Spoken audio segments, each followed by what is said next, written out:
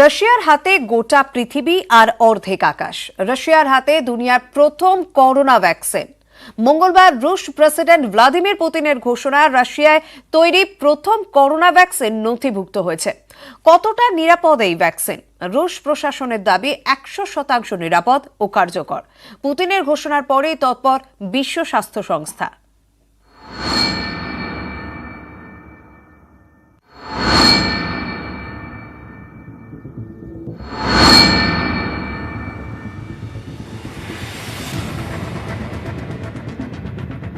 আকাশ ছোঁয়ার প্রতিযোগিতা চলছিল।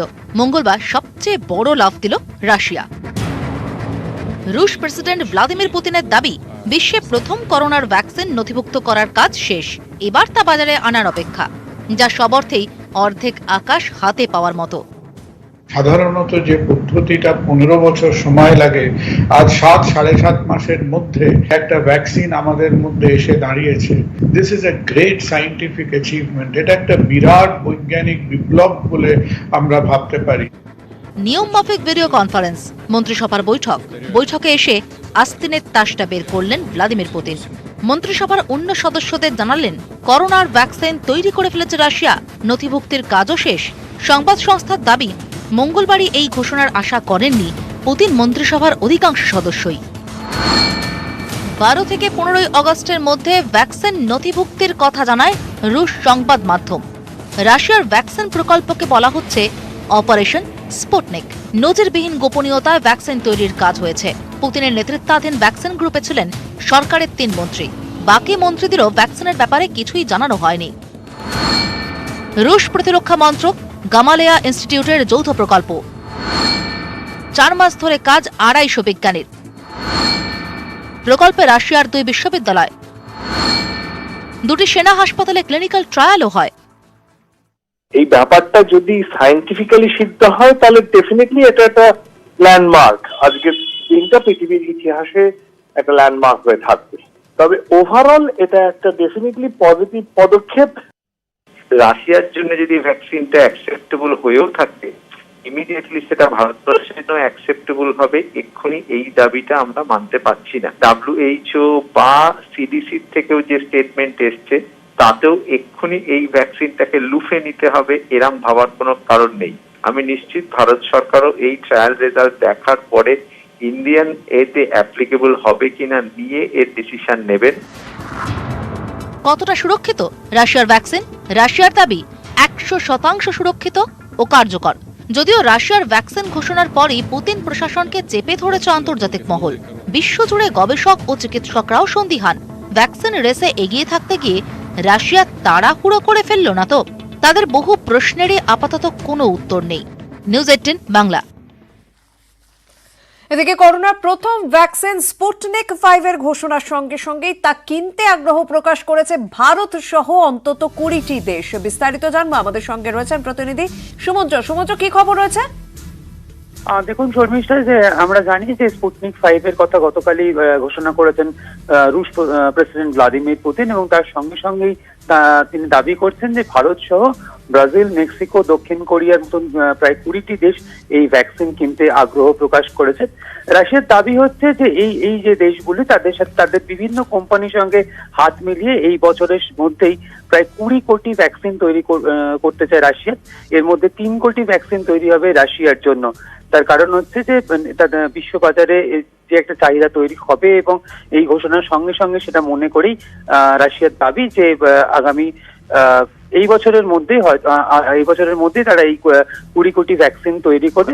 যদিও আমরা জানি যে ইতিমধ্যেই রাশিয়ার এই ভ্যাকসিন ঘোষণার সঙ্গে সঙ্গেই অনেক প্রশ্ন উঠেছে, বিশেষ করে প্রশ্ন তুলেছে আমেরিকা। তবে দেখতে হবে আমাদের পরবর্তী ক্ষেত্রে রাশিয়া কি পদক্ষেপ নেয়। শর্মিষ্ঠা, ধন্যবাদ। দেশে মোট করোনা আক্রান্তের 80%ই পশ্চিমবঙ্গ সহ 10 রাজ্যে। এই 10 রাজ্যে টেস্টের সংখ্যা আরও বাড়ানোয় জোর দিলেন প্রধানমন্ত্রী। তার মতে এইসব রাজ্যে মোকাবিলা করা গেলেই করোনা যুদ্ধে জয়ী হবে দেশ।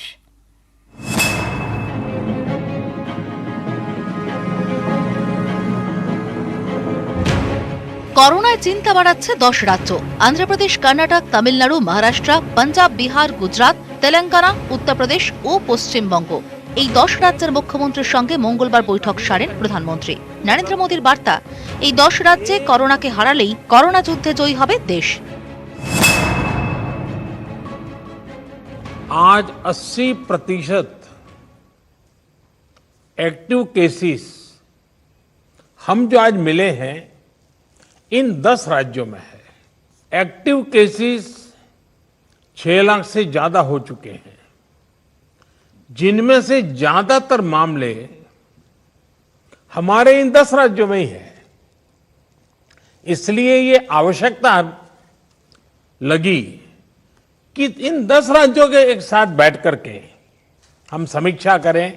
अगर हम मिलकर अपने इन 10 राज्यों में कोरोना को हरा देते हैं तो देश भी जीत जाएगा।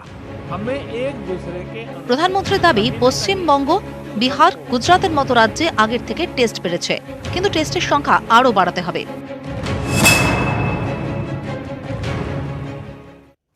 हमने मृत्यु दर को 1% से भी नीचे लाने का जो लक्ष्य रखा है, इसे भी अगर हम थोड़ा और प्रयास करें, बड़े फोकस में प्रयास करें, तो वो लक्ष्य भी हम हासिल कर सकते हैं।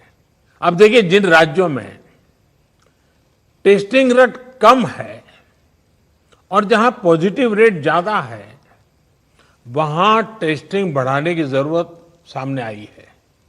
खासतौर पर बिहार, गुजरात, यूपी, पश्चिम बंगाल और तेलंगाना, यहां टेस्टिंग बढ़ाने पर खास बल देने की बात हम लोगों की बातचीत में से उभर करके आ रही है।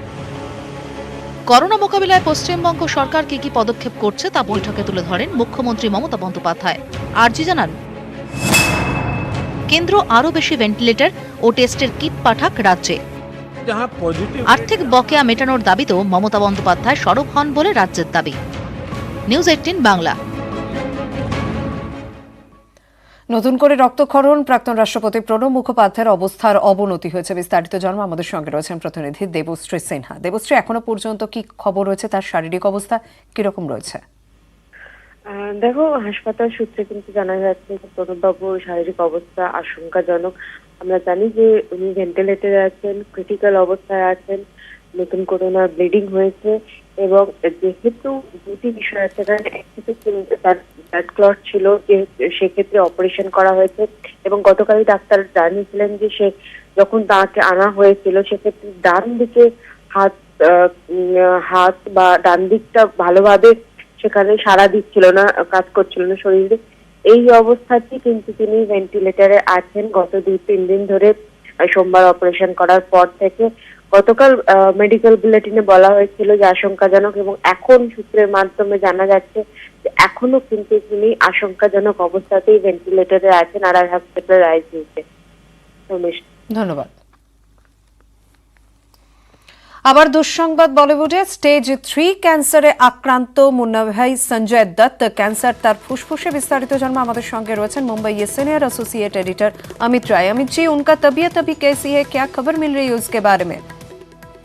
देखिए, जब 3 दिन पहले उन्हें सांस में तकलीफ होने के चलते लवली अस्पताल में एडमिट कराया गया था और कोविड का टेस्ट भी कराया गया था, तो वहां पर उनका टेस्ट जो है नेगेटिव आया था और राहत मिलने के बाद उन्हें अस्पताल से डिस्चार्ज किया गया था। लेकिन इसी दौरान जो है उनके पूरे शरीर का जो है चेकअप हुआ था और कल जो है उसकी रिपोर्ट आई है और रिपोर्ट में यह जानकारी सामने आई है कि उन्हें फेफड़ों का कैंसर जो है बताया जा रहा है और ये जो है 3rd स्टेज पे है, ऐसी जानकारी निकल सामने आ रही है।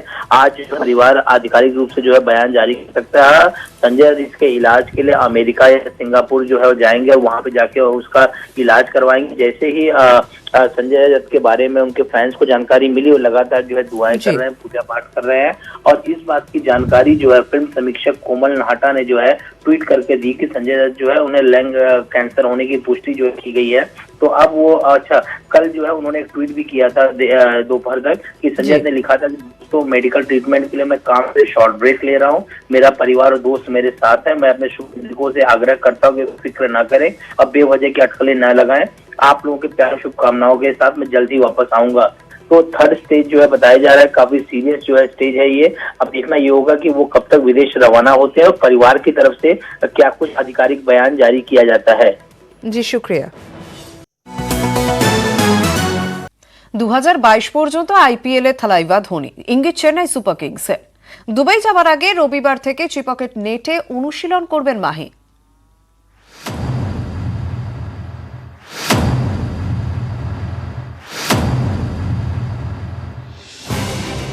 অপেক্ষা করুন, এবার দুবাইয়ে অনেক হেলিকপ্টার একসঙ্গে উড়বে। সম্প্রতি মহেন্দ্র সিং ধোনি সম্পর্কে এই মন্তব্য বন্ধু সুরেশ রায়নার। 2019-এর ম্যানচেস্টার, তারপর থেকে মাঠে নয়, মাঠের বাইরে আলোচনার কেন্দ্রে ভারতের প্রাক্তন অধিনায়ক মহেন্দ্র সিং ধোনি। কেউ বলছেন শেষ খেলা খেলে ফেলেছেন তিনি, আবার কেউ বলছেন বিরাটের দলে ধোনির জন্য দরজা এখনো খোলা। সামনের বছর ভারতের মাটিতে টি-20 বিশ্বকাপ, তাতে কি খেলবেন 2007-এর টি-20 বিশ্বকাপ জয়ী ধোনি?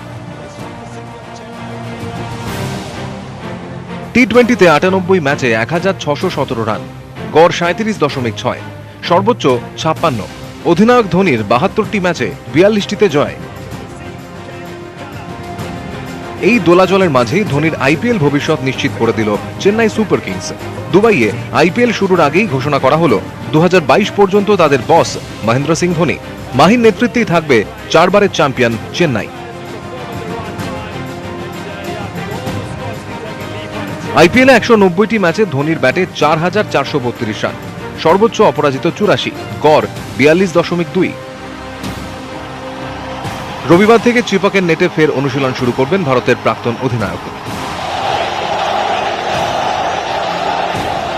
সুখবর বাংলা ক্রিকেটেও, দুবাইয়ে প্রস্তুতিতে রাজস্থান রয়্যালস এবং কিংস 11 পাঞ্জাবের নেটে বল করবেন বাংলার দুই বোলার সায়ন ঘোষ এবং আকাশদীপ সিং।